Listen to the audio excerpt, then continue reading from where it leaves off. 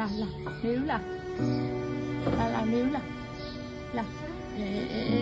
သူ့ကိုင်တော့နေဦးလားလာနေဦးပြန်တော့ရုံပြန်ပြီးအားရှိသွားအောင်လက်ကလေးနဲ့ထိုးလိုက်တာအပေါ်တက်ပါ3កောင်ကဲလိုက်သွားတော့တစ်ထစ်ပဲလို့တော့တစ်ထစ်လေးပဲလို့တော့နော်တစ်ထစ်လေးတစ်ပြီးပါရင်မမရောပပရောနော်ညီမလေးနဲ့ရောအတူတူပြန်ရပြီးမျိုးဦးတစ်ထစ်လေးတက်လိုက်အောင်အဲ့ဒီတတိမွေးလိုက်တော့ခုနလက်ကိုကြောက်လို့တစ်စစ်တက်သွားလာပြီနော်နောက်တစ်ခါလာပြီနော်လာပြီတော့တက်ကြီးလာပြီတော့နေဦးဟာလေးနဲ့လောတစ်စစ်လေးတက်ဖို့ပဲကြံနေဖေးမရှိတော့